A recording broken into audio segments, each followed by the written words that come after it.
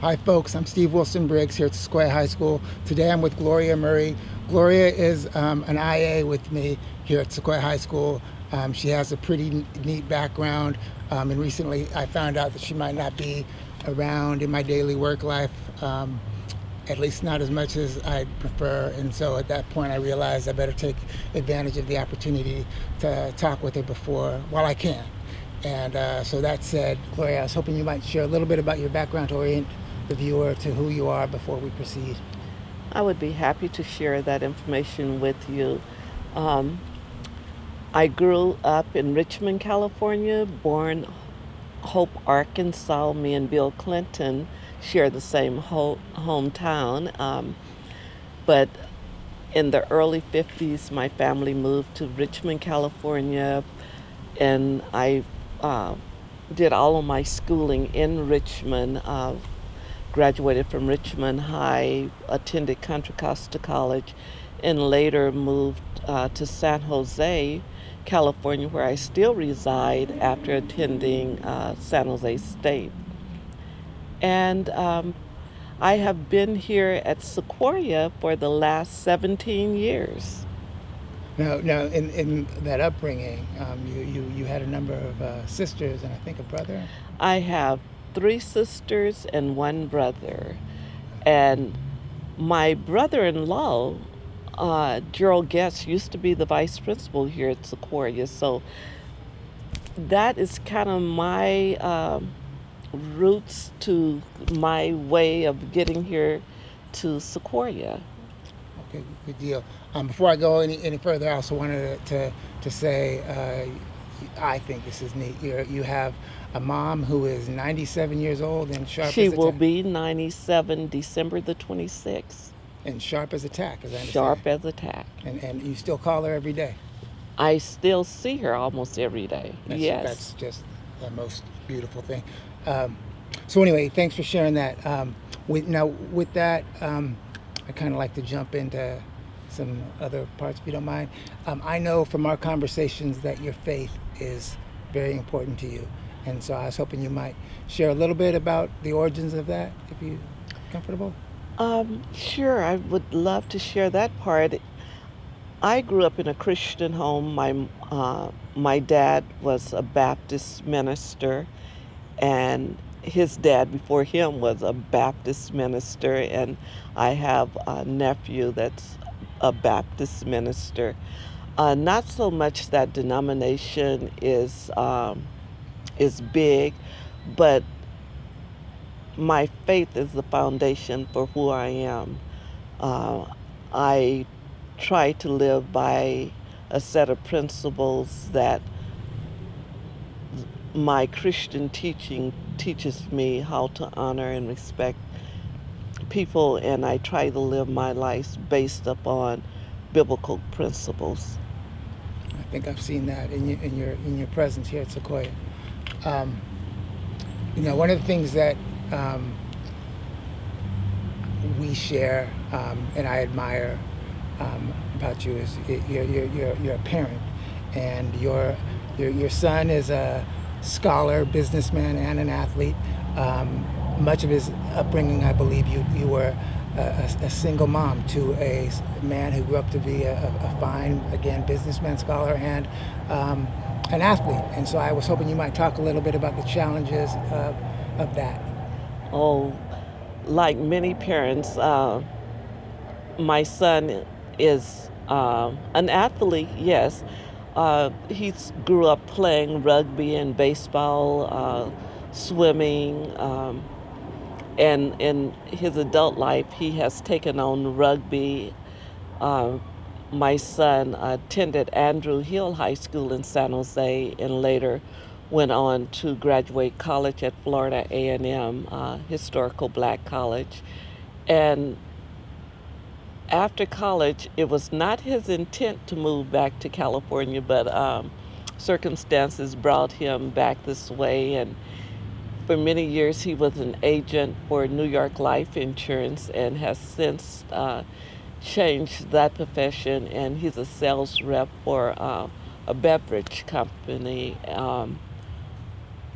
My son also have, just like me, he has a passion for people. He worked with youth and traveled the country trying to help young people really connect with their families. And his career paths have changed since then, but he does. He's a wonderful young man. Um, I'm very proud to say that never in life has not one time did I ever have to go to school for a disciplinary problem with him. He's 31 years old now, and we have never been locked up for any crimes. He's just a wonderful, wonderful young man. And it comes out in the pictures. You could see he radiates something. You showed me today. He radiates Uh-huh. something beautiful. And hopefully, if I edit this properly, I'll put a slide in there. You can tell just through some people, just through photographs, you can tell that there's a character that comes through. Um, I'm gonna turn the corner really quick. Mm-hmm. Because you did tell me earlier that you're planning to retire maybe this year, and I know that you've been around Sequoia District for 17 years, not necessarily at the high school working as an IA. I think you've been around for at least 4 years as an IA. About that, right? I have been around for 5 years. I started off But in 17 purchasing. in the district. Yes, I started off at the district in purchasing. I was a purchasing agent for 10 years, where my responsibility, and I'm still proud of that, was to buy all the technology for the schools. If you walk into the ceramics room, all of their technology was purchased by the district office. All the smart boards, we were the first group to purchase smart boards for the district. And after cuts in the district, I lost that position, the low man on the totem pole, you would say. And I was given an opportunity to work with the students. And at that time, there was a program called Top Flight. And I worked in Top Flight for 2 years, which is where Trace is now. And after that program moved to a different location, they asked me to join the staff here at Sequoia. And it has been an interesting journey, I must say. Um, I have decided that this will be my last year, not because of anything that's gone wrong, probably more about what's gone right here, that I'm able to say that I'm ready to see what other things life have to offer. My passion in life is travel, and that is what I plan to do once I leave Sequoia. Yeah.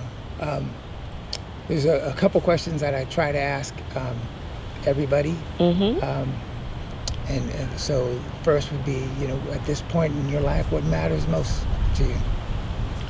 You know, what really matters is that when people speak of me, that they speak of me in a positive sense, that